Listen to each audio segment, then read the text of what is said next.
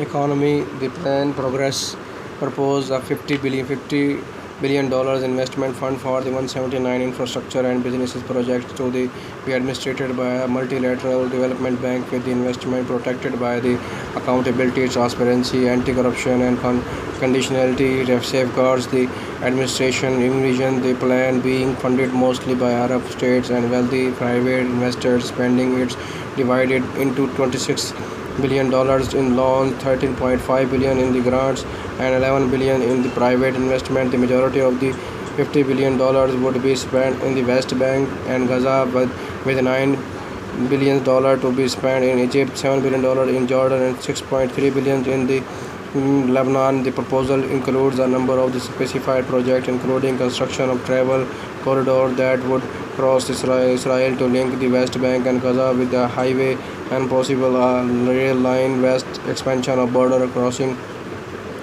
power plants, upgrades, infrastructure improvement to boost tourism, career counseling and job placement services, rebuilding and modernizing Palestinian hospitals and health clinics, upgrading cargoes terminals, and building special access to roads to reduce the time and cost of cross-border trade and travel, creation of a modern database to register land ownership, improving the portable water supply and wastewater treatment, and establishing a new Palestinian university in the global top 150s. The plan advocates a free market, including greater protection of the property rights and pro-growth tax structure.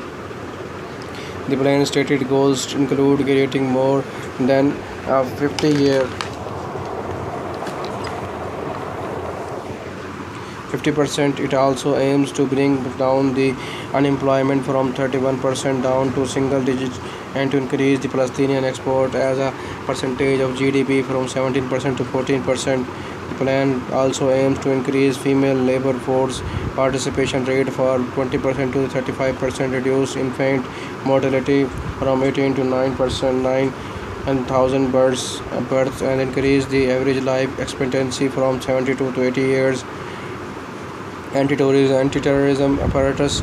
The state of Palestinian security criteria has to be acceptable to the state of Israel, not stringent than the metrics used by either Jordan or Egypt.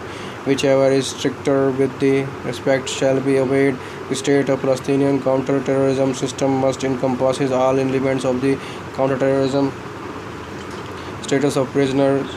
Israel would undertake to release Palestinian prisoners and detainees held under the administrative detention in Israel prisons. The proposal states that all released prisoners would assume citizenship in a future state of the Palestinian. At the same time, Israel states that it would not release prisoners falling in any one of the following categories: these convicted of murder or a attempt on murder in Israel courts, those convicted on a conspiracy to commit murder, terrorist according to the Israeli courts, anyone classified under 1 or 2 who may happen to hold Israeli citizenship. Development at the United Nations.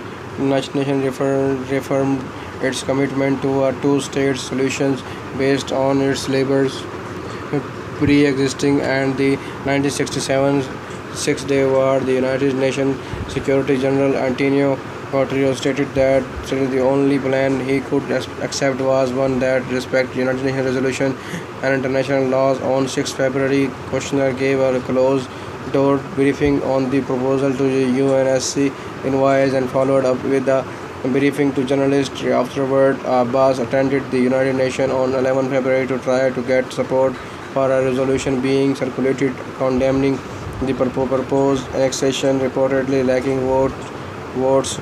Abbas pulled the request. Any such resolution was nevertheless expected to attract a U.S. veto.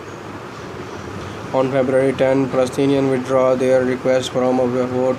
The United States had proposed a series of amendments to the drafting resolution that could come for a vote at the session attended by Abbas. In proposal seen by AFP, the United States would significantly alter the text to remove reference to 1967 alliance being the basis of the peace, cut out a line stating that Jewish settlement built in the West Bank since 1967 are illegal and eliminate languages that equated East Jerusalem with the occupied West Bank. Heritage confirmation